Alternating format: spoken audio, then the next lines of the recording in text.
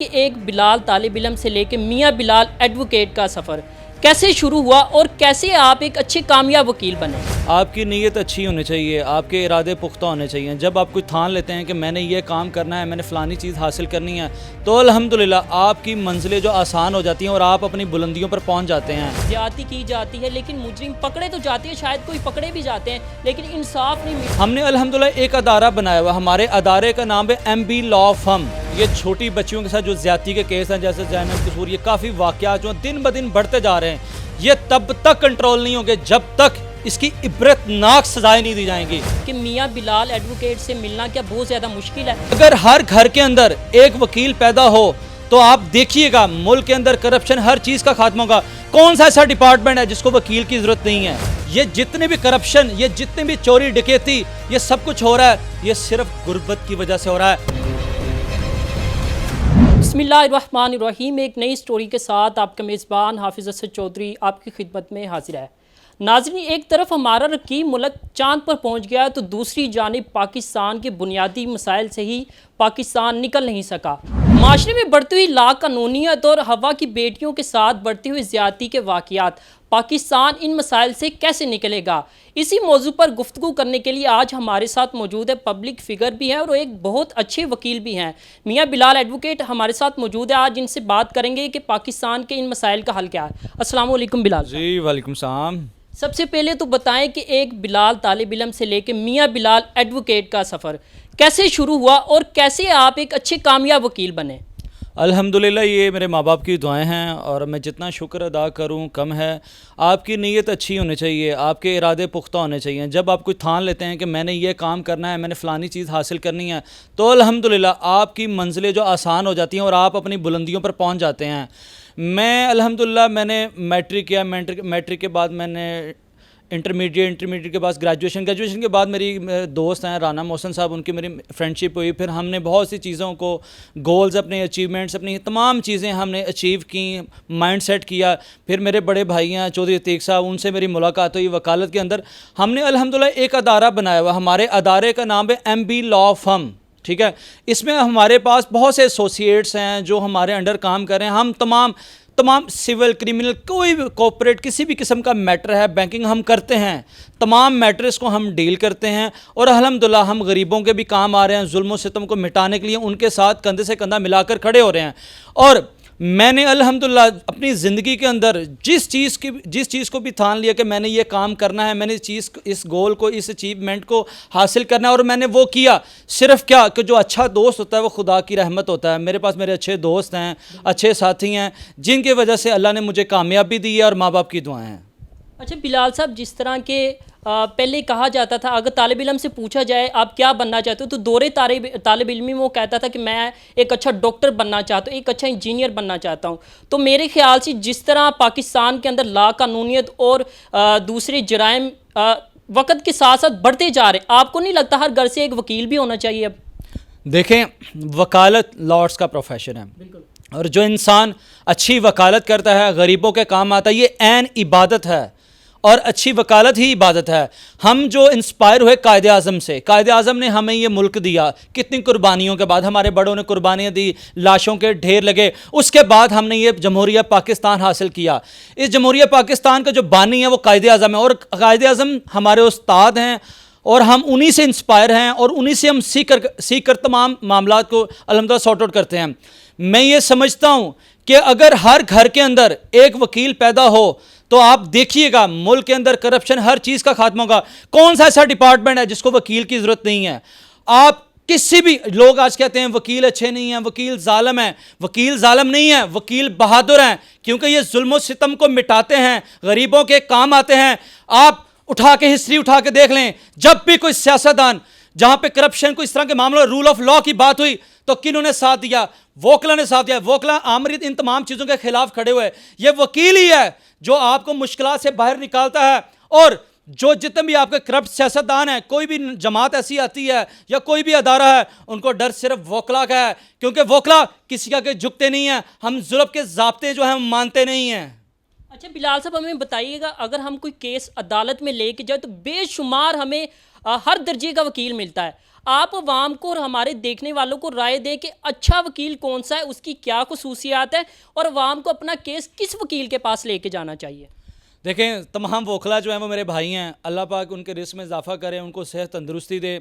लेकिन मैं ये कहूँगा अच्छा वकील वही होता है जो एक बार जिस जज साहब के पास पेश हुआ, अगर दूसरी बार वो पेश होने जाए तो जज खुद कहे यार फलाना वकील आ गया है, उसी को अच्छा जज, उसी को अच्छा वकील कहते हैं, जिसको जज साहब दूसरी दफ़ा पहचाने और जो गरीबों के काम आए, जो गरीबों के साथ खड़ा हो, उनका दुख समझे, उनका दर्द समझे, जो हर मैदान में उनकी हेल्प करे, उसी को अच्छा वकील कहते हैं। और मेरे ख्याल में आजकल लोगों को बहुत शाऊर आ चुका है। जब कोई वकील हायर करते हैं, यहाँ पे हमारे पास बहुत से लोग आते हैं जो फीसिस भी अफोर्ड नहीं कर सकते, जो डिज़र्व करते हैं, हम उनकी हेल्प करते हैं, हम उनके साथ शाना बशाना खड़े होते हैं। लेकिन लोगों में अल्हम्दुलिल्लाह शऊर आ चुका है, उन्हें पहचान होती है कि कौन सा वकील तगड़ा है, कौन सा वकील हमारे काम आएगा। अच्छा बिलाल साहब, ये मेरा सवाल नहीं, हमारे नाजरीन और देखने वालों का सवाल है कि मियाँ बिलाल एडवोकेट से मिलना क्या बहुत ज़्यादा मुश्किल है? क्योंकि बहुत सारे लोगों की ये राय है, या हमारे नाजरीन का ये सवाल भी है, क्योंकि आप एक अच्छे मशहूर पब्लिक फिगर भी बन चुके हैं और बहुत बहुत अच्छे वकील भी हैं आप, तो क्या आपसे मिलना बहुत ज़्यादा मुश्किल है? अगर ज़ाती तौर पर मैं अपनी बात करूँ तो मैं आज आपका इंटरव्यू लेने आया, मुझे तो कोई मुश्किल नहीं पेश आई, तो हमारे नाजरीन को क्या कहेंगे आप? देखें, हमें मिलना कोई मुश्किल काम नहीं है। मैं ऑनर सबको बताता हूं कि मेरा ऑफिस, ऑनर इंटरव्यू में बता रहा हूं, ऑनर वीडियोस में बता रहा हूं कि मेरा ऑफिस जौहर टाउन लाहौर में है, एक्सपो गेट नंबर 3 के सामने, एमपी लॉ फर्म के नाम से। ये ऑनर बताया हुआ है। इसके बाद आप फेसबुक की प्रोफाइल खोलें, उस पर हमारे जो ऑफिशियल हम 3-4 लोग हैं उनके नंबर्स अपडेट हैं, अपलोड हैं, वहाँ से हमें कॉल करें, हमारे व्हाट्सएप पे हम पे कॉन्टैक्ट करें। उसके बाद हमारा हाई कोर्ट के पास ऑफिस है नाब सेंटर में। हमारे ऑफिस से हर बंदे को पता है, हम तो जितनी सहूलियत अपने लोगों को दे सकते हैं दे रहे हैं, ताकि किसी को मुश्किल पेश ना आए, वो हमें मिले। मैं तो कहीं बाजार में किस रेस्टोरेंट में खड़ा हूं, अगर मुझे फील कोई बंदा मुझे मिलना चाहता है तो मैं खुद अगले बंदे को बुलाकर मिल जाता हूं, जी भाईजान मेरे लिए हुक्म। अगले बंदे कह रहे होते हैं जी जी बिल्कुल आपको मिलना था, ये काम है वो काम है। हमें मिलना कोई मुश्किल काम नहीं है, हमें मिल सकते हैं। ऑन एयर हमारा एड्रेस हर बंदे को पता है। अच्छा बिलाल साहब, जिस तरह आपके भी इल्म में ये बात है कि पाकिस्तान में हवा की बेटियों के साथ ज़्यादती के वाक़यात आए दिन बढ़ते ही जा रहे हैं, इन मसाइल का हल क्या है? रोज़ाना की बुनियाद पर हम देख रहे हैं कि 5 से 12 साल की उम्र की बेटियों के साथ ज़्यादती की जाती है, लेकिन मुजरिम पकड़े तो जाते हैं, शायद कोई पकड़े भी जाते हैं, लेकिन इंसाफ नहीं मिलता और ये वाक़यात बढ़ते ही जा रहे हैं। क्या हल है आपकी नज़र में इसका? देखें, ये छोटी बच्चियों के साथ जो ज़्यादती के केस हैं, जैसे ज़ैनब कसूर, ये काफ़ी वाक़यात जो दिन ब दिन बढ़ते जा रहे हैं। ये तब तक कंट्रोल नहीं होंगे जब तक इसकी इबरतनाक सजाएं नहीं दी जाएंगी। अगर आप कोई, मैं हाकिम वक्त आला से अपील करता हूं, अगर एक भी शख्स को आप सरेआम चौक में लटका दें, नेज़े पर चढ़ा दें, उसे सरेआम गोली मार दें, उसकी गर्दन उठाकर फेंक दें, तो जाएं। मैं हल्फन आपको ये बात कहता हूं, ये बच्चियों के साथ जो ज्यादतियां हैं, ये हर चीज़ ख़त्म हो जाएगी इंशाल्लाह, सफ़े हस्ती से ख़त्म होगी, किसी भी बच्ची के साथ ज्यादती नहीं होगी। सर ये भी एक अवाम का सवाल है ना कि अदालतों में भी नहीं इंसाफ मिलता ना। अब ये शायद आप एक फिल्मी डायलॉग पहले समझा जाता था कि तारीख पे तारीख मिलती है, लेकिन असल में अगर पाकिस्तानी कानून की बात करें तो मामला यही है, बिल्कुल दर हकीकत यही बात है कि तारीख पे तारीख ही मिलती है। अगर एक मिसाल वो अपना केस अदालत में लेके चला जाए तो आपके ख्याल में अदालतें क्या वजह है कि उनको इंसाफ नहीं फराहम किया जाता? हमारी जुडिशरी का सिस्टम बहुत अच्छा है, इन पर किसी का भी प्रेशर नहीं है। ये हमारा जो अदलिया है वो आज़ाद है। ये जब अपना लोहा मनवाते हैं, सोमोटस नोटिस, इस तरह के जब भी कोई इंसाफ लेना या देना होता है, ये सब कुछ इंप्लीमेंट होता है, रूल ऑफ लॉ पे इंप्लीमेंट भी होता है। लेकिन मैं बात या दूसरी दफ़ा ऑनर फिर बताता चलूँ कि ये जो आप कह रहे हैं ना, इंसाफ का जो निज़ाम है आहिस्ता है, स्लोली है, वो सिर्फ इसलिए है क्योंकि क्राइम है ज़्यादा, और ये क्राइम सिर्फ गुर्बत की वजह से है। अदालतें, जुडिशरी है बहुत थोड़ी सी अदालत, एक अदालत में 150-150, आप कभी सुबह जाएं, सुबह 7-8 बजे जब नई लिस्ट लगती है, उसके अंदर 150-200 केस हैं। वो एक जज साहब है, वो एक कोर्ट है, वो एक कोर्ट के अंदर 200 केस है, वो कितने सुने? जब एक कोई मुलजम है या कोई मुद्दई है, वो पेश नहीं हुआ, वकील साहब ने तारीख ले ली, उसके बाद उसकी महीने बाद बारी आनी है, 2 हफ्ते बाद आनी है, 3 हफ्ते, 8 महीने, 2 साल, 4 साल ट्रायल चलता रहता है। देखें, ये अदलिया का निज़ाम तब ही अच्छा होगा जब जुडिशरी को वाइड करेंगे, अदालतों का निज़ाम तोसी करेंगे, जुडिशरी में भर्ती करेंगे, ताकि हर अदालत में 25 से 30 केस हों, हर केस को प्रॉपर सुना जाए और 2 महीने में मेरिट पे फैसला हो। अच्छा बिलाल साहब, एक आखिरी और अहम सवाल आपसे ये है कि आपके भी इल्म में ये बात होगी कि 20 से 25 से 30 साल की उम्र के नौजवान अब हाथों में हथियार लिए हैं और सड़कों पे जाए, रोज़ाना की बुनियाद पे चोरी भी हो रही है, डकैती भी हो रही है, और आगे से कोई अगर मजम्मत करता है तो उसको फायर मार के सड़क पे फेंक के चले जाते हैं। आपकी नज़र में इसकी वजह क्या है कि ये जो वारदातें दिन ब दिन बढ़ती जा रही हो, इनका हल क्या है? देखें, अगर आपने मुल्की निज़ाम अच्छा करना है, इसका हल सबसे पहला यही है कि इलेक्शन, आप इलेक्शन करवाएं। जो अच्छी कैबिनेट है, हम लोगों में शऊर आ चुका है, अवाम को पता है कौन सा एमएनए अच्छा है, कौन सा एमपी अच्छा है। मारूसी सियासत को हम नहीं मानेंगे। जो 20-25 साल से इस मुल्क पे लोग हाकिम हैं, लोगों को पता चल चुका है कि कौन सा एमएनए अच्छा है, कौन सा सियासतदान अच्छा है। अब ये वोट लेने आएंगे तो लोग इनके गिरबान को पकड़ के बोलेंगे कि तुमने हमारे लिए क्या किया। जो आपके सवाल का जवाब मैं देता चलूं, ये जितने भी करप्शन, ये जितनी भी चोरी डकैती, ये सब कुछ हो रहा है, ये सिर्फ गुर्बत की वजह से हो रहा है। एक बाप है, अगर उसकी औलाद भूखी है, उसने शाम को अपने बच्चों को 3 वक्त का नहीं, मैं कहता 1 वक्त का खाना देना है, वो अपने बच्चों का पेट भरने के लिए क्या करेगा? बाहर जाता है, 800-900 रुपए की अगर दिहाड़ी नहीं लगती तो क्या करेगा? उसने चोरी ही करनी है, उसने डकैती ही करनी है। इस वजह से, और किसी भी इशारे पे जाएं, किसी चौक में जाएं, अब जो सफ़ेद पोश लोग हैं उनका हक मारने के लिए ठग माफिया बकारी गैंग आ चुका है। अब हम 3 बेकारी खड़े हैं, एक सफ़ेद पोश खड़ा है। जब सफ़ेद पोश मांगने आता है हम कहते हैं नहीं, चल तू मंगन ना लाए। तीनों को भी हम, जो सफ़ेद पोश का हक है, उन 3 ठगबाज जो बकारियों ने मार दिया है।